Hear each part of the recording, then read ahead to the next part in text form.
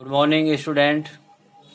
देखिए ये दूसरी आपकी वीडियो क्लिप है। पहली वाली मैंने आपको रिवाइज बताया था। इसमें देखिए एन समान आवेशी छोटी बूंदें मिलकर एक बड़ी बूंद बनाती हैं। बड़ी बूंद तथा छोटी बूंद के लिए निम्न का अनुपात ज्ञात कीजिए। इसमें हमें धारिता, विभव और आवेश हमें निकालना है और स्थितिक विद्युत ऊर्जा भी हमें निकालनी है। जो पीछे का कंप्लीट आपका ये रिवाइज हो जाएगा इस न्यूमेरिकल से, ठीक है ना। बड़ी बूंद पर जो आवेश है वो n गुणा एक छोटी बूंद पर आवेश होगा। मान लो बड़ी बूंद का आवेश कैपिटल क्यू है और छोटी बूंद का आवेश स्मॉल क्यू है, तो कैपिटल क्यू बराबर एन क्यू। इसी प्रकार माना बड़ी बूंद की त्रिज्या कैपिटल आर है, तब बड़ी बूंद का जो आयतन होगा n गुणा एक छोटी बूंद का आयतन। तो कैपिटल आर और स्मॉल आर में यहाँ संबंध ले लेंगे। मान लो छोटी बूंद की जो त्रिज्या स्मॉल आर है, तो वो हो जाएगा आपका कैपिटल एन गुणा 4/3 पाई आर की क्यूब। तो इससे इसके लिए क्या है, इन 4 इस वालों ने इन्हें मार लिया। अब बात बची आर की क्यूब बराबर एन स्मॉल आर की क्यूब, ठीक है। तो प्यारे बच्चों आर की वैल्यू जो हो जाएगी 1/3 इंटू, क्योंकि पावर इधर जाके 1/3 में हो जाएगी और 3 की घात ही कट के सिर्फ आर रह जाएगी, ठीक है। तो ये वाला फॉर्मूला ये और ये हमें आगे यूज होगा। तो पहला क्वेश्चन हमसे क्या कह रहा है, पहला क्वेश्चन कह रहा है धारिता का अनुपात ज्ञात करना। किसका? धारिता का अनुपात ज्ञात करना। ये वाला, ये पहला है, ये दूसरा, ये तीसरा और ये चौथा। नाम लिख लो, चाहे पहला, ये प्यारे बच्चों दूसरा और ये आपका तीसरा, ठीक है, और ये आपका चौथा। तो पहले हमें निकालनी है धारिता। अगर मैं धारिता की बात करता हूँ, किसकी? धारिता की बात करता हूँ, तो धारिता के लिए एक बात ध्यान रखना है। तो इसके लिए मुझे क्या करना है, ये देख ली बेटे, धारिता मुझे निकालनी है। तो पहले वाले में धारिता, तो धारिता निकालनी है मुझे बड़ी बूंद की और छोटी बूंद की। तो उनका अनुपात निकालना, बल्कि धारिता का भी अनुपात निकालना, बड़ी बूंद की धारिता और छोटी बूंद की धारिता। तो सी डैश अपॉन सी हो जाएगा। मान लो बड़ी बूंद की धारिता ये है, तो उसके लिए होती है 4 pi epsilon naught into r, क्योंकि गोल अगर धारिता किसी गोल चीज की निकाल ले हो तो 4 pi epsilon naught into r होगा। ये कैपिटल आर बड़ी बूंद के लिए, छोटी बूंद के लिए simple 4 pi epsilon naught small r, ठीक है। तो इसके लिए अब मुझे क्या होगा, अब थोड़ा सा मैं इसको देखिए, तो इसने इसको मार दिया, तो कैपिटल आर बचा, कैपिटल आर और स्मॉल आर। हमें पता है कैपिटल आर और स्मॉल आर की वैल्यू कितनी है। देखिए कैपिटल आर और स्मॉल आर, कैपिटल आर और स्मॉल आर ये समीकरण नंबर 2 मान लो, और प्यारे बच्चों ये समीकरण नंबर 1 मान लो, ये वाली जो है। तो समीकरण 2 से अगर हम बात करें तो समीकरण 2 से इसकी वैल्यू निकल कर आ रही है, क्योंकि ये आर इसके नीचे पहुंच जाएगा तो एन की घात 1/3 आ रही है। या आर की वैल्यू रख दो, एन की घात 1/3 स्मॉल आर अपॉन आर, तो इससे कट जाएगा, तो वैल्यू आ जाएगी एन की घात 1/3 प्यारे बच्चों। तो ये सी डैश अपॉन सी की वैल्यू आई है। अब दूसरा क्वेश्चन जो है हमारा कह रहा है कि वो है आपका हमारा विभव निकालना है। बड़ी बूंद का विभव बटे छोटी बूंद का विभव निकालना है। ये अनुपात निकालना, हमें अनुपात निकालना, बड़ी बूंद का विभव बटे छोटी बूंद का विभव। तो बड़ी बूंद का विभव मान लो वी डैश है और छोटी बूंद का विभव वी है। तो वी के लिए फॉर्मूला क्या होता है, वो होता है आपका Q upon C dash upon, क्योंकि वी बराबर क्यू अपॉन सी होता है। और ऐसे ही छोटी बूंद का विभव स्मॉल क्यू अपॉन सी। अब बात आती है कि इसमें चूंकि हम ये भी इससे हम देख लेते हैं, चूंकि क्यू बराबर होता है सी वी के और वी का मान हो जाएगा क्यू अपॉन सी के। बड़ी बूंद के लिए हम जो विभव माना है हमने, वो सॉरी आवेश माना है, वो कैपिटल क्यू माना है, और स्मॉल के लिए हमने स्मॉल क्यू माना है, ठीक है। अब ये वैल्यू रख दो बस। तो capital Q upon C dash, तो कैपिटल क्यू की वैल्यू हमारे पास में क्या है एन क्यू। तो कैपिटल क्यू की वैल्यू तो हो जाएगी N Q upon C dash की वैल्यू है आपकी 4 pi epsilon naught into R. अब देखिए ऊपर जो है ये सी ऊपर पहुंच जाएगा, क्यू नीचे पहुंच जाएगा, तो क्यू तो ऐसे ही ले लो। और सी की वैल्यू कितनी है 4 pi epsilon naught small R, क्योंकि जो ये वाला सी है ये छोटी बूंद की धारिता है। तो जो काट रहा है काट दो, जो कट रहा है कट जाएगा, और जो बच रहा है वो बच जाएगा। ये रह गया, इस क्यू ने क्यू को मार दिया। अब क्या बचा हमारा बचा भैया N small R upon capital R बचा। अब हमारे पास में ये पता है कि भैया स्मॉल आर और कैपिटल आर की वैल्यू का मालूम है हमें, क्या है इसको देख लीजिए। हमें ये पता कैपिटल, देखिए ये हो जाएगा n स्मॉल r और कैपिटल R की वैल्यू है n की घात 1/3 स्मॉल r। इसने इसको मार दिया, n की घात ऊपर पहुंच के क्या बच जाएगी, n की घात माइनस के 1/3। तो 1 में से 1/3, 1 में से 1/3 गया तो n की घात 2/3 बच जाएगा, n की घात 2/3 हो जाएगा। तो ये बहुत ही अच्छा सा फॉर्मूला है, और मतलब फॉर्मूला क्या, ये अच्छा सा न्यूमेरिकल है जिससे हमें सारी चीज़ें क्लियर हो रही हैं। अब हम बात करेंगे आवेश की। तो आवेश तो कैपिटल क्यू, देखिए ये खुद आपको ट्राई करना है, इसमें capital Q upon small Q आपको निकालना है। कैपिटल क्यू की जो वैल्यू है एन क्यू है, यहाँ पर एन क्यू आ जाएगा, नीचे स्मॉल क्यू से क्यू कट जाएगा, आंसर सिर्फ एन बचेगा। अब बात आती है इसमें लास्ट की। लास्ट है हमारा स्थैतिक वैद्युत ऊर्जा। क्या है बेटे, स्थैतिक वैद्युत ऊर्जा। एक बार इसे स्क्रीनशॉट ले लो प्यारे बच्चों, क्योंकि ऊपर न्यूमेरिकल बार बार आपको परेशान करेगा। पहले न्यूमेरिकल देख लेना, उसके बाद अपना आप कर लेना, बाकी फिर बाद में इसकी सॉल्यूशन देख लेना। यहाँ पर जो है प्यारे बच्चों हमारे पास में जो है वो हमें निकालना है u डैश अपॉन u निकालना है, और वो हो जाएगा आपका half Q v dash upon half Q into V, small Q into V. ये फॉर्मूला हमें पता है कि ये जो होगा बड़ी बूंद की त्रिज्या। अब इसमें कैपिटल क्यू की जगह एन क्यू लिख देना है, और वी डैश की जगह क्या लिखना है। अब हमें पता है वी डैश, अभी हमने इस वाले फॉर्मूले में वी डैश अपॉन वी की वैल्यू जो है एन की घात 2/3 पड़ी है, तो बस ये सारी वैल्यू लग देते हैं और कुछ नहीं। देखिए इससे तो ये कट ही जाएगा, और ये बचेगा आपका capital Q upon small Q और वी डैश अपॉन वी। अब capital Q upon small Q की जो वैल्यू है वो एन है और प्यारे बच्चों, और वी डैश अपॉन वी की जो वैल्यू है एन की घात 2/3 है, तो ये हो जाएगा एन की घात 2/3। 1 प्लस 2/3 की जो वैल्यू हो जाएगी एन की घात 5/3 आ जाएगी। तो ये आंसर हमारे पास में निकल कर आए हैं। बहुत ही अच्छा क्वेश्चन, एक बार फिर देख लीजिए, इसकी स्क्रीनशॉट ले लो। बहुत ही अच्छा है, और ये कई बार पेपर में आ भी चुका है। 2018 के पेपर में ये आया था, कई बच्चों ने इसमें गलती की थी बच्चों, मैं आपको फिर बता रहा हूँ, है ना, वहाँ पे बच्चों से नहीं हुआ था। अब आपको नहीं छोड़ना है, 2018 का क्वेश्चन आया हुआ था ये, ठीक है प्यारे बच्चों। आशा करता हूँ ये आपको बिल्कुल समझ में आ गया होगा। अब बात आती है निकल करके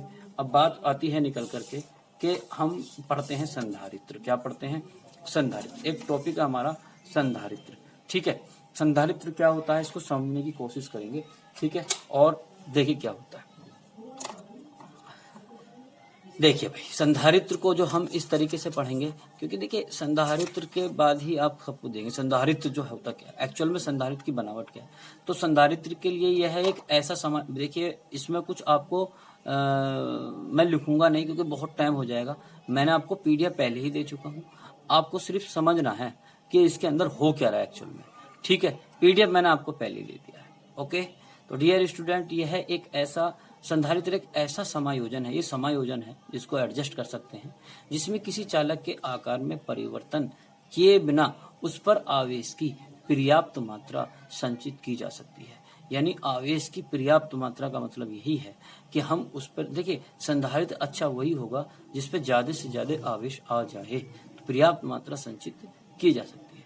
हमने ये भी पढ़ा है कि माना किसी चालक को क्यू आवेश देने पर उसका वैद्युत विभव अगर V हो जाता है, तब चालक की धारिता C बराबर Q अपॉन V होती है। ये भी हमने पढ़ लिया है। अब बात आती है कि संधारित्र का जो सिद्धांत है वो किस पर डिपेंड करता है। देखिए अब हमने क्या करा, ये एक गोल्ड की पत्ती है, हमने एक विद्युत मशीन द्वारा पहली प्लेट को पॉजिटिव चार्ज दे दिया। क्या दे दिया, पॉजिटिव चार्ज दे दिया। जब पहली प्लेट को पॉजिटिव चार्ज मैंने दे दिया तो एक चालक मैं इसके पास में लेकर आया B, इसके जैसी पास में लेकर आया तो विद्युत प्रेरण के हिसाब से इसकी दूसरी जो प्लेट है, इस प्लेट के एक साइड में माइनस का चार्ज आ गया और दूसरी प्लेट में इसमें पॉजिटिव चार्ज आ जाता है। जब हम देखते हैं कि ये जो है ये आपकी स्वर्ण पत्ती होती है। क्या होती है, ये आपकी स्वर्ण पत्ती होती हैं प्यारे बच्चों, ये स्वर्ण पत्ती होती है। जैसे ही हम ऐसा करते हैं, आवेश देते हैं इस पे, तो ये स्वर्ण पत्ती फैल जाती है। स्वर्ण पत्ती क्या हो जाती है, फैल जाती है। और पत्तियों का जो फैलाव है वो चालक A के विभव को मापता है। तो इस पर जैसे ही हमने चार्ज दिया तो इस पर एकदम इसकी पत्ती फैल गई और इसका कुछ विभव आ गया। अब हमने क्या करा, एक बार फिर दोबारा समझो, हल्की सी चेंजिंग हो गई है, माफी चाहूंगा। देखिए जैसे ही एक चालक है, इस पर पॉजिटिव चार्ज है। अब जैसे ही मैं ये पॉजिटिव चार्ज कहाँ से आया, मैंने विद्युत मशीन द्वारा इस पर पॉजिटिव चार्ज दिया। पॉजिटिव चार्ज देते ही तो ये पत्ती एकदम फैल जाती है। जैसे ही मैं इस पर एक इसके पास में एक चालक लेकर आता हूँ, दूसरा चालक भी लेकर आता हूँ, तो उसके एक चालक की जहाँ ये पॉजिटिव है, इसकी एक तरफ पर जो है वो निगेटिव आ जाता है और दूसरी पर पॉजिटिव आ जाता है और इसका विभव कम हो जाता है। इस विभव को पुनः वहीं लाने के लिए वो विभव कम का पता यहाँ से चलता है कि उसकी स्वर्ण पत्ती थोड़ी सी नेड़ी हो जाती है, यानी कि फैली कम हो जाती है। और जैसे ही उस पर जो विभव कम होता है, हम उस पर और चार्ज विद्युत मशीन द्वारा और चार्ज दे देते हैं और ये पुनः स्वर्ण पत्ती वहां पर आ जाती है। अब हम क्या करते हैं, अब हम ये करते हैं कि ये पॉजिटिव चार्ज तो हाई, इस पर कोई दिक्कत ही नहीं था, ठीक है। ये और इधर ये आपका निगेटिव चार्ज था, ठीक, जितना इधर पॉजिटिव चार्ज था। ये पॉजिटिव चार्ज को हमने पृथ्वी से अटैच कर दिया, ठीक है, इधर वाला। तो ये पृथ्वी से आने वाले इलेक्ट्रॉनों के द्वारा निरावेशित करा दिया गया और ये सारे का सारा विभव इस साइड का 0 हो गया। जब हमने ऐसा किया तो ये पत्तियां और ज्यादा सिकुड़ गई, क्योंकि गोल्ड की पत्ती विभव को बताती है। अगर ये पत्तियां थोड़ी कम चौड़ाई की हो जाती हैं तो समझो कि विभव कम हो गया, और अगर ये फैल गई तो विभव ज्यादा हो जाता है। तो इसको पुनः लाने के लिए, पुनः पत्तियों को वहीं पर लाने के लिए हमने इसको और विभव दे दिया और आवेश दे दिया और इसका विभव बढ़ गया। यानी कि हमने इसके आकार में परिवर्तन किए बिना ही हमने इसमें पर्याप्त मात्रा में क्या कर दिया, आवेश को क्या कर दिया, संचित कर दिया। हम इस तरीके से मान सकते हैं कि संधारित्र किसी भी आकार के दो ऐसे चालकों का युग्म है जो कि एक दूसरे के समीप हो तथा जिन पर बराबर और विपरीत आवेश हो। कहने का मतलब ये है कि हमारे पास में जब भी संधारित्र होगा उसमें कम से कम हम 2 प्लेट मानेंगे, और पहली प्लेट इस तरीके से, ये प्लेट, ये इसका प्रतीक भी है। पहली प्लेट पर पॉजिटिव चार्ज होता है, दूसरी प्लेट पर नेगेटिव चार्ज होता है और दूसरी प्लेट को हम पृथ्वी से अटैच कर देते हैं और इस तरीके से यह एक संधारित्र बनता है। तो संधारित्र को ध्यान रखना, संधारित्र में कम से कम 2 प्लेटें होनी जरूरी होती हैं और संधारित्र में 2 प्लेटें जरूरी होती हैं। इसके अंदर अगर हम कुछ, वो आगे बताऊंगा, इसमें कम से कम 2 प्लेटें जरूरी होती हैं। दूसरी वाली प्लेट को हम पृथ्वी से अटैच करके रखते हैं, जिससे इसमें और ज्यादा आवेश को मात्रा संचित हो। ये इसका प्रतीक भी है, ये वाला इसका क्या है, प्रतीक भी है, ठीक है। एक बार फिर बताता हूँ, देखिए थोड़ी देर के लिए इसे भूल जाओ, ये कुछ नहीं है। हमने क्या है, एक प्लेट ली ए, है ना, इस पर हमने विद्युत मशीन द्वारा पॉजिटिव चार्ज दिया, जिसमें हमने देखा कि इसका विभव बढ़ गया और इस तरीके से ये जो पत्तियां हैं, गोल्ड की जो पत्तियां हैं, ये बताती हैं कि विभव को मापती हैं, ये विभव को मापते हैं। अगर ये चौड़ी होती है विभव ज्यादा होता है, ये नेड़ी होती है तो विभव कम होता है।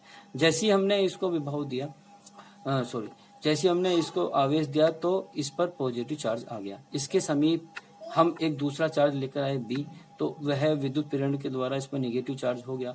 इसकी वजह से निगेटिव चार्ज थोड़े से पॉजिटिव चार्ज को मार देगा और इसका आवेश कम हो जाएगा। आवेश कम होगा तो इस पर विभव कम हो जाएगा और जैसे ही विभव कम होगा तो ये पत्ते थोड़ी नेड़ी हो जाएंगी। विभव हमें कम करना नहीं है, उसे वहीं पर लाने के लिए हमें थोड़ा सा और चार्ज हमने दे दिया। जो मात्रा पहले चार्ज पर 20 थी, इसको हमने और दे दिया तो अब मात्रा मान लो 30 कूलम होगी। तो अब ये, और हमारा मकसद ही ज्यादा चार्ज देने का होता है, अब हमने इस पर चार्ज दे दिया तो यह दोबारा से पत्तियां वहीं आ गई। हम फिर भी नहीं माने, हमने क्या करा कि पॉजिटिव चार्ज की वजह से मैंने इसको पृथ्वी से अटैच कर दिया और ये पॉजिटिव चार्ज आने वाले इलेक्ट्रॉन इसको मार दिया। अब यहाँ पर विभव और भी ज्यादा कम हो गया, उसको पुनः लाने के लिए हमने और आवेश दे दिया और आवेश देने की वजह से ये पत्तियां दोबारा वहीं पर आ गई और इसमें पर्याप्त मात्रा संचित हो गई। यानी हम कह सकते हैं कि संधारित्र किसी भी आकार के दो ऐसे चालकों का युग्म है, ऐसे चालकों का युग्म है जो कि एक दूसरे के समीप हो, बहुत नजदीक हो, है ना, तथा जिस पर बराबर तथा विपरीत आवेश हो। इन चालकों को संधारित्र की प्लेटें कहते हैं। अब बात आती है संधारित्र की धारिता जो होती है वो 2-3 फैक्टर पर डिपेंड करती है। एक तो ओवरलैपिंग एरिया पर डिपेंड करती है संधारित्र की धारिता। जितना एरिया ज्यादा होगा, प्लेट जितनी ज्यादा चौड़ी होंगी, उसका कैपेसिटेंस जो है या धारिता जो है वो उतनी ही ज्यादा होगी। बीच की दूरी के व्युत्क्रमानुपाती होती है। अगर प्लेट की दूरी को बढ़ा देंगे तो उसका कैपेसिटेंस कम होता चला जाएगा। अगर इसके बीच में जितना भी डाई इलेक्ट्रिक कांस्टेंट भर देंगे तो डाई इलेक्ट्रिक कांस्टेंट के भी अनुक्रमानुपाती होता है। अगर C is proportional to capital K अगर C is proportional to capital K अगर K का मान ज्यादा है तो C का मान भी ज्यादा होगा। अगर डाई इलेक्ट्रिक कांस्टेंट अगर इसमें ऐसा मटेरियल भर दें जिसका डाई इलेक्ट्रिक कांस्टेंट सबसे ज्यादा हो तो वह आपका क्या हो जाएगा, वह आपका उसमें उसकी धारिता बढ़ जाएगी। तो इसको हम तीनों को जब मिलाते हैं तो C बराबर होता है epsilon not A upon D, और जब अगर यहाँ K है तो ये हमने K लिख दिया। अगर K ना हो, K की वैल्यू 1 है तो C बराबर हो जाएगा epsilon not A upon D। ये दोनों ही फॉर्मूला आपको याद रखने पड़ेंगे, ठीक है। तो कुल मिलाकर के संधारित्र की धारिता जो है वो ओवरलैपिंग एरिया के अनुक्रमानुपाती होती है। इन दोनों के बीच की दूरी के व्युत्क्रमानुपाती होती है। व्युत्क्रमानुपाती मतलब अगर इन प्लेटों की बीच की दूरी को बढ़ा देंगे तो क्या हो जाएगा, तो उसकी C कम हो जाएगा, और समीप ले आएंगे तो C ज्यादा हो जाएगा। C के इसमें K का मतलब क्या है, अगर जितना ज्यादा टफ डाइलेक्ट्रिक कांस्टेंट इसके अंदर डालेंगे जिसका K का मान ज्यादा हो, ऐसा मटेरियल जिसका K का मान ज्यादा हो, तो उसका C का मान भी ज्यादा हो जाएगा। प्यारे बच्चों, अगर मैं आपसे बोलूं कि मुझे आपको एक संधारित्र बनाना है तो आप क्या करोगे, आप प्लेट का साइज बड़े से बड़ा रखोगे क्योंकि उसमें संधारित्र की धारिता आपको ज्यादा करनी है, ठीक है। तो प्लेट का मान बड़े से बड़ा करोगे, जितना समीप हो सके इतना समीप रखोगे, और जितना टफ इसके अंदर, जितना गाढ़ा, या ऐसा मान सकते हैं जिसका डाइलेक्ट्रिक कांस्टेंट ज्यादा हो, उतना वो वाला मटेरियल इसके अंदर रखोगे। तो कुल मिलाकर के आप इस तरीके से आप एक संधारित्र, अच्छा संधारित्र बना सकते हो। संधारित्र जो डिपेंड करता है वो ओनली और इसकी ज्योमेट्री पर करता है, यानी इसका एरिया ज्यादा हो, ज्योमेट्री, इसकी बीच की दूरी जो है वो बहुत कम हो, और डाइलेक्ट्रिक कांस्टेंट इसके अंदर ऐसा मटेरियल भरो जिसका डाइलेक्ट्रिक कांस्टेंट या परावैद्युतांक क्या हो, ज्यादा से ज्यादा हो। सी के लिए फॉर्मूला होता है epsilon not K into A upon D, और या अगर हम बात करें K की वैल्यू 1 रखेंगे तो epsilon not A upon D होगा, क्योंकि K की वैल्यू 1 का मतलब जब इसके अंदर वायु भरी हो। तो प्यारे बच्चों, इस तरीके से हम इसमें क्या कर सकते हैं, इस तरीके से हम संधारित्र को देख सकते हैं। अब बात आती है कि संधारित्र के लिए फॉर्मूला, अब एक फॉर्मूला ये है कि एक समांतर पट्टिका संधारित्र जिसकी पट्टिकाओं के बीच क्या है, वायु है, की धारिता 8 पिकोफैराड है। यदि पट्टिकाओं के बीच की दूरी को आधा कर दिया जाए और इनके बीच के स्थान में 6 परिवर्तनांक का एक पदार्थ भर दिया जाए तो इसकी धारिता क्या होगी। देखिए बेटे, बहुत अच्छा क्वेश्चन है, कोई दिक्कत वाली बात नहीं है। मैं आपको बता देता हूँ, ये इससे आसान नहीं होगा, और ये आपका एनसीईआरटी का भी क्वेश्चन है। एनसीईआरटी में दूसरे चैप्टर में आप जाना, और एनसीईआरटी, अब एनसीईआरटी का जो है ये 2.5 क्वेश्चन है। एक बच्चा कहेगा क्या सर एनसीईआरटी के दोबारा आप क्वेश्चन कराओगे। देखिए, मैं सारे क्वेश्चन एनसीईआरटी के कराऊंगा कंप्लीट एकदम। ये वाला चैप्टर कंप्लीट हो जाए, दूसरा एक बार तीसरा हो जाए, तो पहले चैप्टर के सारे न्यूमेरिकल करूंगा, दूसरे के एक साथ एकदम तीनों चैप्टर को पहले सेट कर लेंगे। इस अगस्त से पहले मैं 3 चैप्टर बिल्कुल विद न्यूमेरिकल सेट कर दूंगा, ठीक है। चौथा हमारा चलता होगा, उसके बाद हमारे 3 चैप्टर बचते हैं। एक चैप्टर तो बहुत ही आसान है, 2-3 दिन में खत्म हो जाएगा। मुश्किल से सितंबर तक, ये अगस्त की जगह सितंबर, ये ज्यादा से ज्यादा अक्टूबर तक में ये चैप्टर, मतलब ये आपका सिलेबस पूरा हो जाएगा। अक्टूबर लास्ट है बिल्कुल, ठीक है। और ठीक है, जब आप क्लास में आओगे तो मैं इसका रिवाइज करा दूंगा प्यारे बच्चों, ठीक है। और अब बात ये आती है कि इसमें कंप्लीट सॉल्यूशन मैं आपको इसमें ही दूंगा, पीडीएफ में, कोई दिक्कत वाली बात नहीं है, ठीक है। ये वाला न्यूमेरिकल और कर लेता हूँ, उसके बाद में फिर इस वीडियो को क्लोज कर देंगे। देखिए न्यूमेरिकल में क्या है, सबसे पहले बताओ समांतर प्लेट वायु संधारित्र की धारिता। हमें बताओ भैया, समांतर प्लेट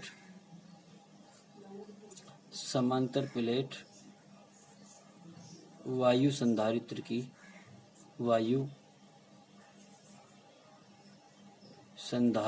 की धारिता।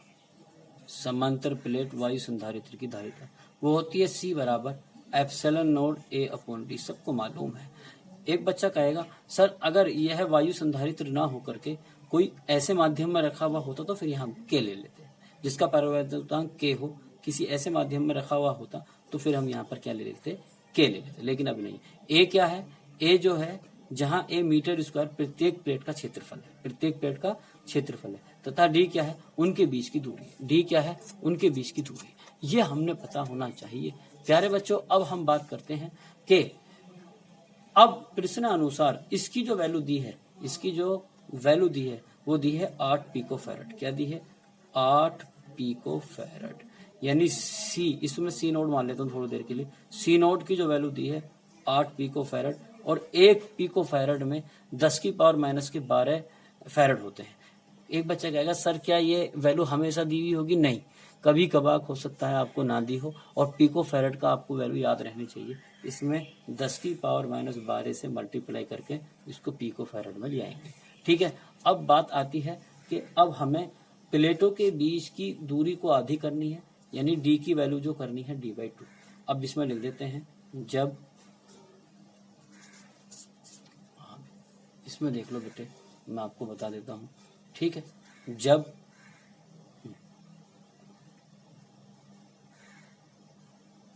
प्लेटों के बीच की दूरी d आधी, यानी d/2 कर दी जाती है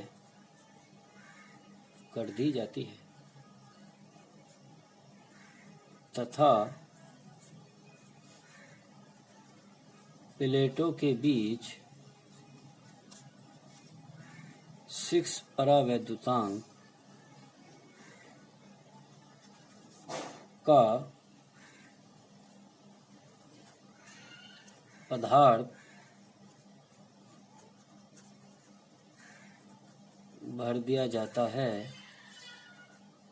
तब तो सी के की वैल्यू हो जाएगी के एप्सिलॉन नॉट अपॉन, क्या हो जाएगा अभी देखिए, तो के एप्सिलॉन नॉट इंटू ए अपॉन डी, और डी हो जाएगा d/2। कितना हो जाएगा, d/2, क्योंकि डी की वैल्यू अब कितनी हो गई है, d/2। और के की वैल्यू अब इसमें रख दो, जो भी वैल्यू आपको रखनी है। क्या रखनी है, देखिए भाई, अब के की वैल्यू कितनी है, 6 परावैद्युतांक 6। ठीक है, एप्सिलॉन नॉट ये आ गया इंटू ए अपॉन d/2।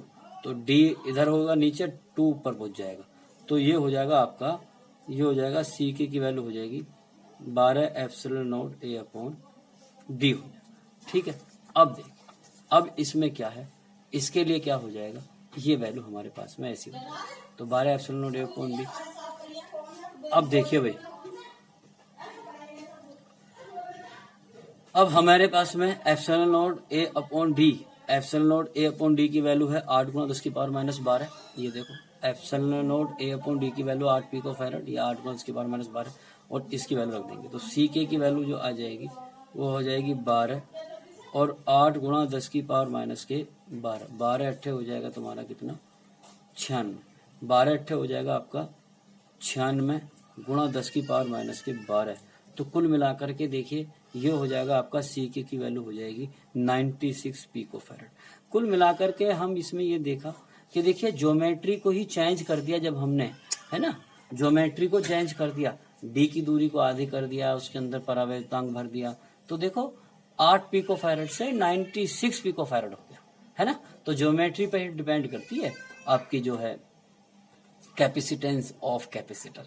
ओके, अब आज हमने इस चैप्टर में देख लिया है कि कैपेसिटर में कम से कम 2 प्लेटें होती हैं, है ना, और ज्योमेट्री पर डिपेंड करता है, और कैपेसिटर की जो कैपेसिटेंस होती है वो सी बराबर epsilon not a upon D होती है। अगर उसके अंदर हम कोई ऐसा पदार्थ भरते जिसका परावैद्युतांक कैपिटल के हो, तो प्यारे बच्चों सी की जो वैल्यू हो जाएगी वो के epsilon not a upon D हो जाएगी, जो ज्योमेट्री पर डिपेंड करती है। ये हमने न्यूमेरिकल देख लिया।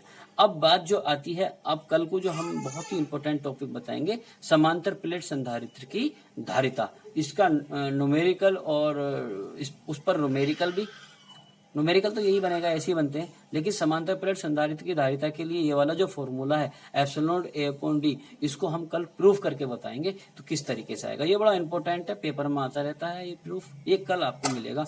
ओके, आशा करता हूँ आपको वीडियो समझ में आई होगी, और अगर समझ आए तो लाइक करो, सब्सक्राइब करो, क्योंकि आपको मैं पूरा कंप्लीट फिजिक्स बताने वाला हूँ वीडियो के माध्यम से।